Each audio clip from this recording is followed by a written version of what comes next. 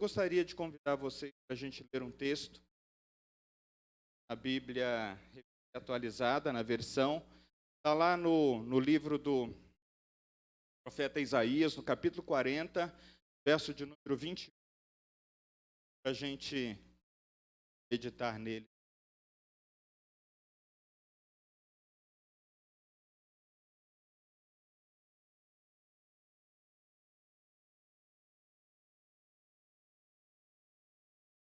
Isaías 40, verso 20,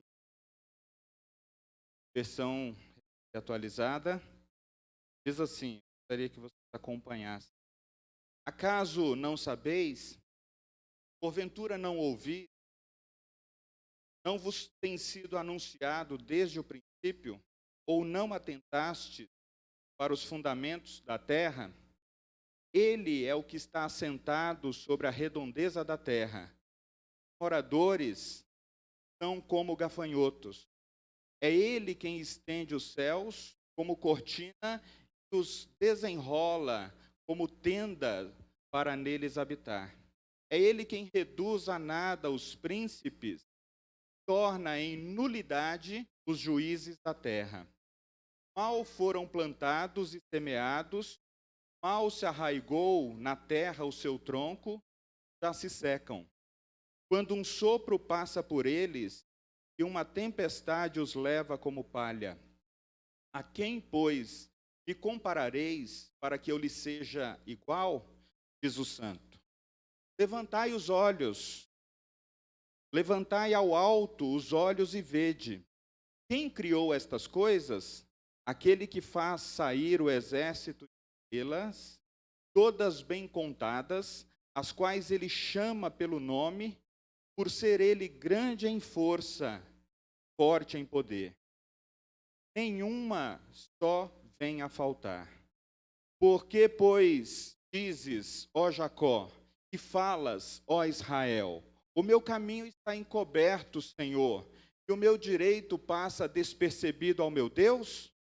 Não sabes, não ouviste que o eterno Deus, o Senhor, o Criador dos filhos da terra, nem se cansa e nem se fadiga?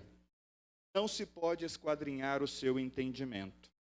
Faz forte ao cansado, multiplica as forças aos que não têm nenhum vigor. Os jovens se cansam e se fadigam, os moços exaustos caem. Mas os que esperam no Senhor renovam as suas forças, sobem com asas como águias, correm, não se cansam, caminham, não fadigam. Palavras do Senhor. Pai, que o Senhor continue falando conosco, que o Senhor possa receber toda a honra, toda a glória na nossa meditação, nessa nome do Teu Filho. Queridos, será que nós somos felizes? Que razões você e eu temos para agradecer a Deus nesse momento? Pensando aqui, eu pesquisei rapidamente, relatório mundial sobre a felicidade colocou o Brasil em 22º lugar na lista. Aliás, esse relatório é de 2018, no ano de 2017, o Brasil estava em 17º. Caiu um pouco. Né? Mas o nível de felicidade que esse pessoal pesquisou tem a ver, eles partiram de dados da economia, da saúde, da educação e da expectativa de vida e da percepção, digamos assim, até subjetiva das pessoas, as pessoas que responderam, os habitantes do país que participaram. Agora, é interessante que o jornalista, morando no Brasil, respondente aqui, ele se refere ao povo brasileiro 3 qualidades, dizendo: é um povo que tem paciência, um povo que tem criatividade, é um povo. É claro que o cenário político, econômico, da saúde, da educação nos últimos tempos coloca esses resultados dessa complexa, né? lado, o brasileiro tem essas qualidades, mas do outro, a gente sabe também que as pessoas estão sofrendo isso muito. Há uma sensação de abandono, há uma falta de grande, há uma falta de sentido, na verdade, aumentando no meio das pessoas. E a gente se pergunta, então, diante do cenário, ainda há motivos para a esperança? Ainda há motivos? E o IBGE, queridos irmãos e irmãs, diz que a expectativa de vida no Brasil, das pessoas que nasceram em 1940 para as pessoas que nasceram a partir de 2015, aumentou a expectativa de vida de 45 anos para 75 anos de idade. Então, nesse sentido, a gente pode até se perguntar, será que a quantidade de vida significa qualidade de vida? Ora, a resposta está implícita, né? Provavelmente não. A Organização Mundial da Saúde diz que 300 milhões de pessoas no mundo sofrem de depressão. E que até 2030 isso vai ser o maior mal todo o Brasil, irmãos e irmãs. A taxa de mortalidade relacionada à depressão e a ansiedades chega a mais de 30%. O Brasil atingiu 6% da sua população, entre 12 e 13 milhões de pessoas sofrendo com ansiedade. Então, é diante dessa incidência grande de doenças no corpo e na alma, de falta de expectativa em relação ao governo e todo o cenário que a gente vive nos 2 anos especialmente, a gente conclui que as pessoas estão vivendo mais, mas não estão vivendo melhor. Não estão vivendo melhor. E é diante desse cenário que você e eu podemos nos perguntar, né? Quem Deus realmente é? Eu gostaria de falar nessa manhã, queridos, sobre o Deus incomparável. Eu gostaria de falar com vocês nessa manhã sobre esse Deus que não pode ser medido ou comparado a nenhuma outra coisa ou a nenhum outro Deus. Os primeiros destinatários do texto que a gente leu nessa manhã, de Isaías, no capítulo 40, eles viviam numa situação também de profundo desânimo, profunda falta de sentido e de significado, até de resignação diante da vida. Eles já não tinham forças para esperar uma melhora da situação. Parecia que Deus estava ausente e até desinteressado a respeito da sorte do povo. O verso 27 diz: o meu caminho está encoberto ao Senhor. Essa foi a declaração de Israel e de Jacó. Parece que o meu caminho está encoberto. Talvez você também, em algum momento desses últimos 2 anos de maior crise, tenha dito: será que meu caminho está claro diante de Deus? Será que Deus não se escondeu à face de mim? Queridos, o Deus incomparável, Ele é o Criador e sustentador de todas as coisas. Ora, se essa afirmação torna-se uma afirmação de fé, para mim e para você, isso tem o poder de mudar tudo. Desde os versos 12 até o verso de número 31, aliás, eu comecei a ler no verso 21, o tema desses versículos é o fato de que Deus é incomparável. Ele é incomparavelmente o Criador e o Senhor da história. Ao mesmo tempo, queridos, esse Deus, ele é majestoso, ele é todo cheio de majestade. Ele também é um Deus próximo. Ele é um Deus que consola. Ele é um Deus que dá força ao povo desanimado. Eu não sei como é que está o seu ânimo nesses últimos tempos. Eu não sei como é que está a sua expectativa para o ano que encerra e o ano que começa. Mas eu quero te afirmar isso. Deus pode e quer salvar. Deus pode. Ele não apenas pode, mas Ele quer. Ele quer se envolver com você, Ele quer se relacionar com você, Ele quer salvar você da condição pressão, seja ela espiritual, seja ela emocional, seja ela física, Ele quer. Então, esse Deus incomparável, irmãos e irmãs, ele é descrito, pelo menos em duas dimensões que eu quero enfatizar aqui nessa manhã: no seu poder e no seu querer salvar. Deus pode, Deus quer salvar. Mas o texto que a gente leu a partir do verso 21 até o verso de número 33, essas duas dimensões aparecem pelo menos em 3 blocos de versículos. Em primeiro lugar, o Criador do universo é também Senhor dos poderosos. Olha só, Deus criou todas as coisas, Ele também é Senhor dos poderosos. E isso está dito no verso 22, quando se afirma que Ele está entronizado sobre o círculo da terra. Entre os blocos do verso 25 a 26, o Deus que garante a ordem dos astros também é aquele que garante a ordem da história humana, da história pessoal de cada um de nós. E o terceiro bloco, a gente percebe então que esse Deus, ele é superior. Superioridade de Deus possibilita então uma vida de esperança. Mas os que esperam no Senhor renovam suas forças, diz o verso 30.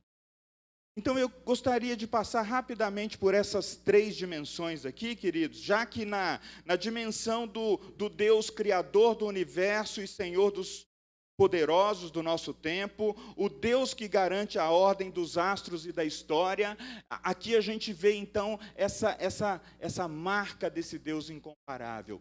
Ele tem poder, ele é poderoso.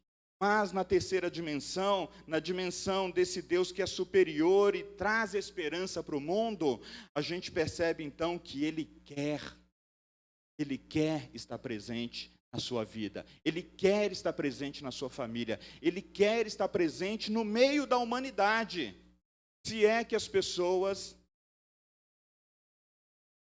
se abrirão para essa presença. Mas Deus, sendo poderoso, Ele atua e age conforme a sua. Bem, vejam só, queridos, as 3 primeiras partes, então, do nosso texto se iniciam com perguntas retóricas por meio das quais o profeta pretende provocar uma reação em mim, em você, nos ouvintes do texto também. Então, no verso 21, o profeta convida a nos perguntar pela tradição dos nossos antepassados. E ele diz assim: acaso vocês não sabem? Porventura vocês não ouviram o que foi anunciado desde o princípio? É interessante que ele está convidando o povo a dar a respeito da sua relação com Deus. Ora, vocês não se atentaram, vocês não atentastes para os fundamentos da terra, verso 21.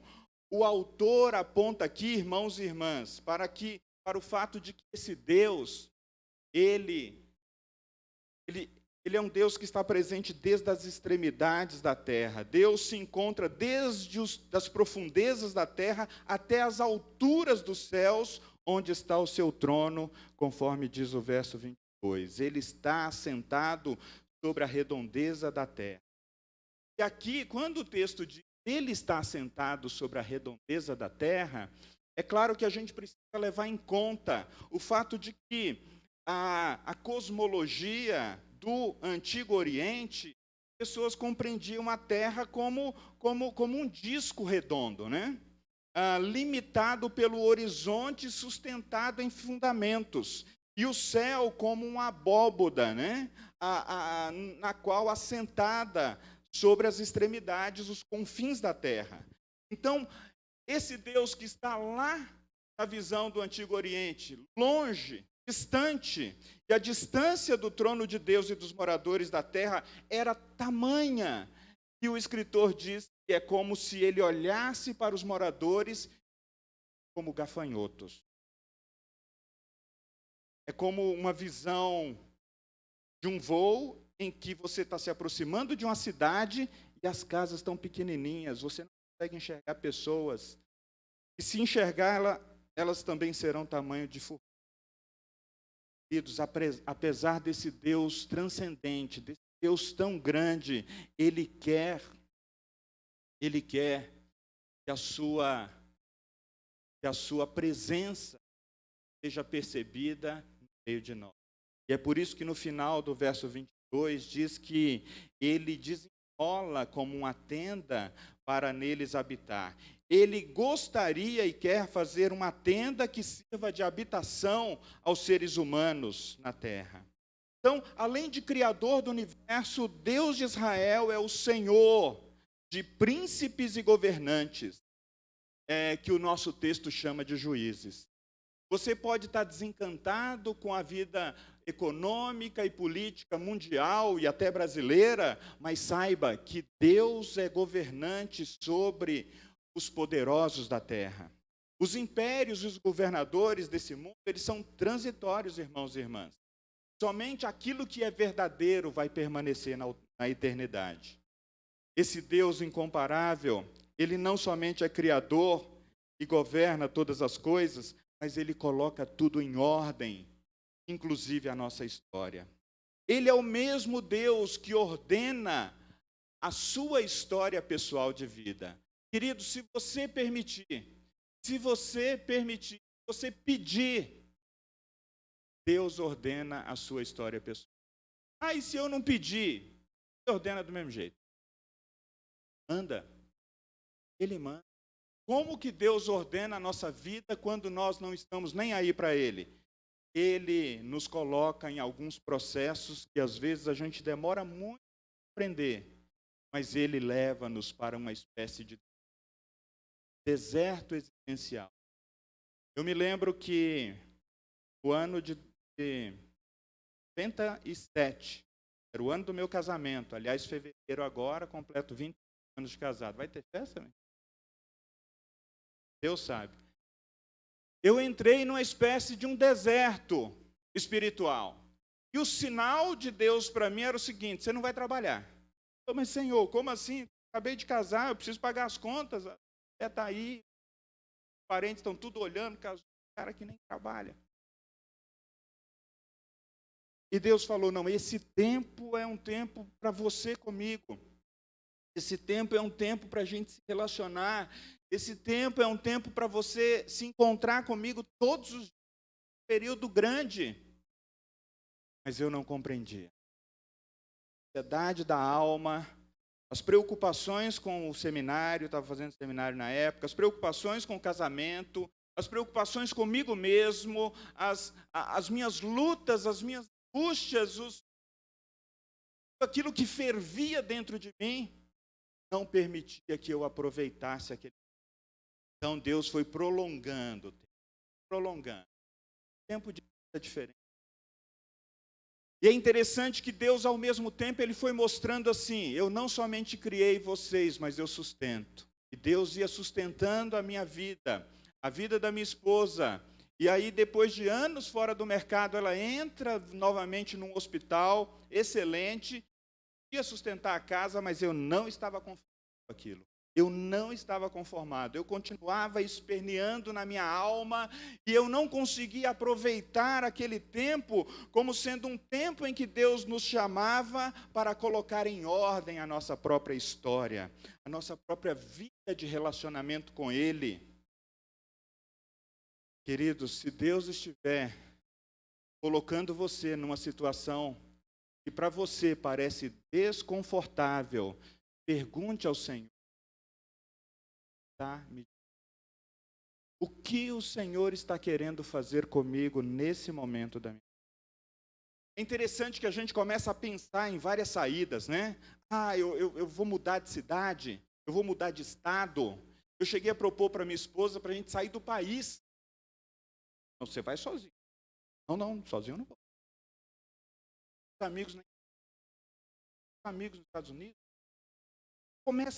A gente começa a criar coisas, irmãos, e a gente não pergunta para esse Deus que é Senhor sobre todas as coisas. A gente começa a comparar a Deus como se Deus fosse apenas um gerente do mercado de trabalho, e aí a gente fica todo dia na igreja, Senhor, me arruma emprego, me arruma.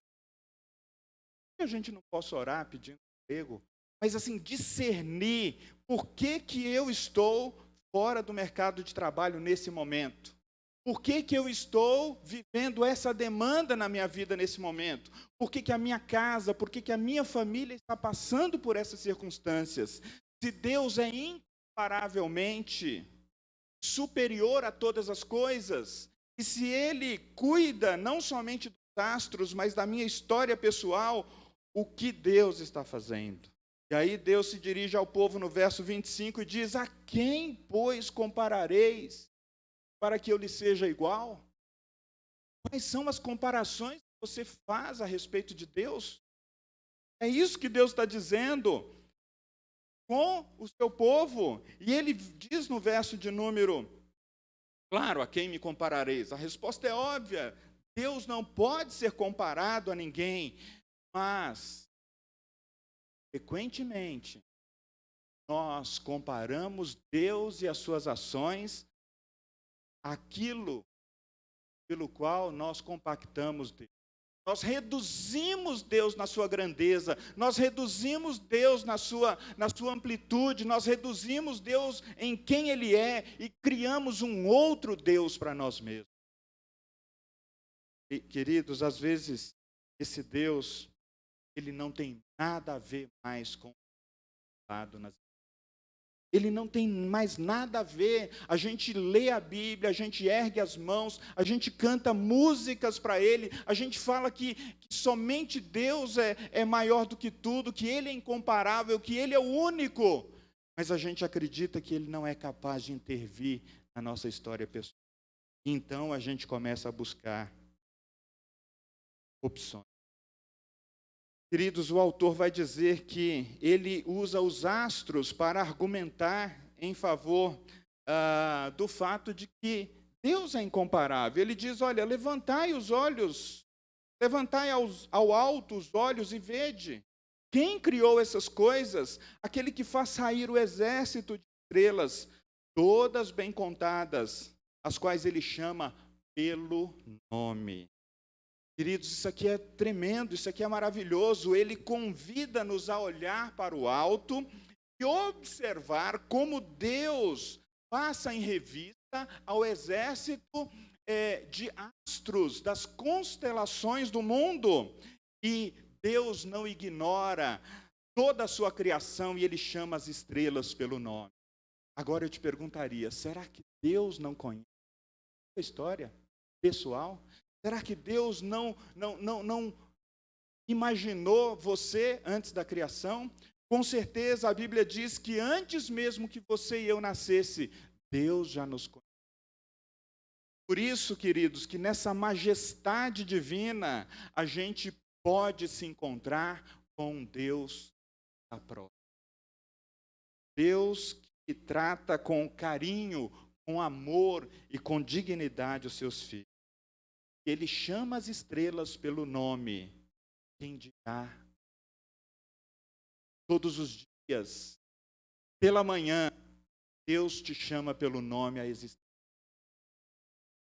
Ainda que você diga, hoje eu não gostaria de sair da cama, olha, hoje o dia está horrível, hoje eu tenho que enfrentar uma série de situações, hoje talvez seja já o 13º ano que eu estou sofrendo com depressão, eu não quero mais sair da cama, eu vou desistir. Mas Deus te... Eu me lembro da história de um pastor que a gente conheceu há 20 anos atrás.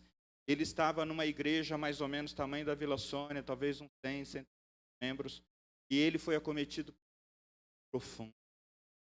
Ele reuniu a diretoria da igreja e falou, olha, irmão, eu às vezes não sinto vontade de levantar da cama. Eu não sinto vontade de ler, eu não sinto vontade de preparar o sermão. Eu não sinto vontade de fazer uma visita. E a situação dele foi diagnosticada e, de fato, era uma depressão. A diretoria da igreja se reuniu, o conselho da igreja se reuniu. E eles oraram. E Deus disse a eles, acolha. Não mande ele embora. Não substitua. Isso faz parte do que está fazendo. E nos próximos 13 anos, aquele homem continuou doente. E a igreja continuou crescendo, prosperando, gente vindo de todo lado, Deus salvando pessoas, Deus restaurando casamentos, Deus implantando diversos ministérios para servir a comunidade, até que aquele homem disse: Senhor, eu não aguento mais. E Deus trouxe para ele. Queridos, talvez nos anos mais difíceis da sua existência, Deus quer torná-lo anos mais significativos na relação com. As pessoas que passavam ou que visitavam aquela igreja poderiam dizer: nossa, está liderando uma igreja que 17 anos ela saiu, uma igreja tradicional, de 150 membros para 450 membros. Que homem é? Cara, que homem estava todos os dias debaixo da misericórdia. Deus dizendo: não dizer, eu estou. Eu quero encerrar com esse terceiro aspecto do Deus incomparável, irmãos e irmãs. O Deus incomparável, por ser superior a tudo aquilo que você e eu experimentamos, Ele traz esperança. E a esperança que Deus traz chama-se Jesus. Jesus Cristo. É interessante que no próprio capítulo 40, aqui nos versos anteriores, aqui no verso de número 10 e 11, ele diz assim: eis que o Senhor virá com poder, o seu braço dominará, eis que o galardão está com ele, diante dele a sua recompensa. Como pastor apacentará o seu rebanho, e entre os seus braços recolherá os cordeirinhos, e os levará no seio. As que amamentam, ele guiará mansamente. Aqui, queridos, nós temos a promessa de que Deus enviará Jesus Cristo, a esperança. Aleluias.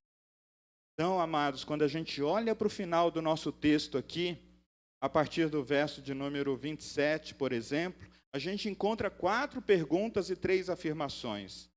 O povo, até então o profeta está falando no plural, ele está se dirigindo ao povo. E agora, a partir do verso de número 27, ele personifica a sua fala, ele fala com Jacó, ele fala com Israel. E é quando Deus nos encontra e fala diretamente conosco. Já teve algum dia que você teve a sensação de que Deus falou com você? Exatamente com você? Então, no verso de número 27, a gente tem isso.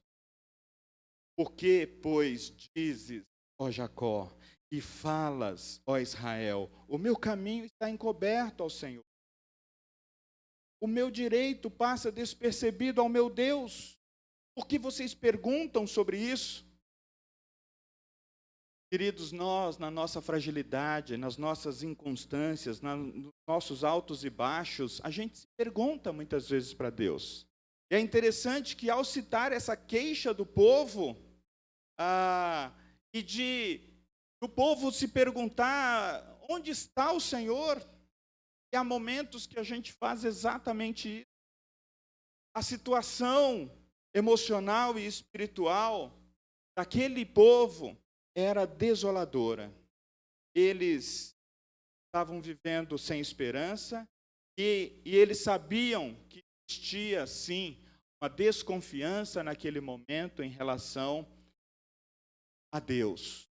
Deus, então, os convida a tomar uma postura. Essa postura, Deus convida você também a tomar nessa manhã. Como que você pode viver diante de um Deus incomparável? Como que você pode reagir diante de um Deus incomparável? Ora, você e eu, queridos, podemos viver e reagir levantando os olhos para o alto. É isso que diz o verso de número 27, né? 26, aliás. Levantai ao alto os olhos, vede. Queridos, se cada dia da semana que você acorda com um desafio, você não levantar e olhar para o alto, se você não conseguir ver Deus, o seu dia será pesado. O seu dia será pesado e talvez você dirá: eu não gostaria de viver esse dia, eu não gostaria de viver essa semana, na verdade, talvez eu não gostaria de continuar vivendo. Mas se você levanta, olha ao alto, olha para dentro de si mesmo e pede a Deus: Senhor, ilumina-me os olhos para que eu veja a sua esperança, ou nascerá em você a esperança que vem de Deus. Porque a Bíblia diz, em resposta a esse questionamento aqui: vocês não sabem, verso 28, vocês não ouviram que o eterno Deus, o Senhor, o Criador dos fins da terra, Ele não se cansa e nem se fadiga. Você está cansado? Deus não se cansa. Você está fadigado? Deus está dizendo: eu não me canso, eu não me cansei ainda, eu não cansei de ouvir as suas orações, eu não cansei de ouvir o seu lamento, eu não cansei de ouvir o gemido da sua alma. Não se pode esquadrinhar o seu conhecimento. Deus está dizendo: olha, quando você fica lá pensando, tentando analisar Deus, tentando colocar Deus na caixinha da sua compreensão, Ele está dizendo: olha, não gasta tempo com isso. Você não vai chegar a nenhum lugar. Renda-se. Renda-se. Renda-se ao Senhor, entregue-se, permita-se. E então, queridos, Ele diz que esse Deus que é incansável, Ele faz forte ao cansado. Ele multiplica as forças a quem não tem nenhum vigor. E ele usa uma argumentação impressionante aqui, o profeta, ele faz uma comparação impressionante, ele diz assim: até os jovens, no auge do seu vigor, em algum momento eles cansarão, mas os que esperam no Senhor estão em melhores condições. Tem muita gente cansada, dizendo: Senhor, não aguento mais a pandemia, ai meu Deus, está vindo a quarta onda. E esperam no Senhor, vivem melhor. E depositam a sua confiança no Senhor, viverão melhor. E para que Deus, queridos irmãos e irmãs, faz de nós pessoas mais fortes em meio a essas circunstâncias da vida? Por que Ele faz de nós não somente pessoas mais fortes ou pessoas com vigor para continuar servindo e caminhando? Para que você também possa estender as mãos ao outro que está cansado. Diante daquele primeiro cenário na introdução que eu fiz, eu gostaria de mencionar que igrejas, grupos de autoajuda e religiões nunca foram tão procurados como nesse tempo de pandemia. As pessoas estão com o coração aberto, as pessoas estão com o coração sedento, elas querem uma esperança para a vida, elas querem encontrar descanso para a alma, e você e eu somos a resposta de Deus para esse momento. Nós somos chamados a anunciar essa esperança, irmãos. Nós somos chamados a dizer para as pessoas: esperem no Senhor. Esperem no Senhor, entreguem a sua vida ao Senhor, encontrem-se com o sentido real da vida, Jesus Cristo. E eu quero terminar fazendo um desafio a você. O que você e eu podemos fazer com essa mensagem, irmãos e irmãs? Mês de dezembro, próxima semana, nós vamos começar a falar a respeito de quem Jesus é. Mas eu gostaria de convidar você para a gente orar. Cada um de vocês orarem pela sua lista de amigos ou parentes que não conhecem a Jesus e você pedir a Deus uma oportunidade para testemunhar para essa pessoa. É assim que a gente torna prática a palavra. É assim que a gente vai dizer para as pessoas: eu tenho um Deus incomparável. Eu não posso guardá-lo só para mim. Eu não posso guardá-lo só para mim. Outras situações a gente também pode fazer. A gente pode caminhar aqui ao redor da igreja, orando e pedindo a Deus oportunidade para a gente testemunhar para a vizinha. A gente pode bater na porta das pessoas e dizer: nesse Natal, eu quero te dar um presente. Posso orar por você? Talvez tenha pessoas que digam, não, eu não quero presente. Amém. Mas muitas pessoas serão tocadas pelo Espírito Santo e dirão, eu quero o presente. Eu quero o presente. Queridos, a metáfora da águia, ela é marcante. As pessoas que recobram a esperança conseguem alçar voo como as águias. Alçar voo é libertar-se do desânimo, é libertar-se do abatimento, é libertar-se da resignação, é libertar-se da falta de confiança, é receber essa presença desse Deus incomparável. Incomparável. Quero te convidar para ouvir esse canto.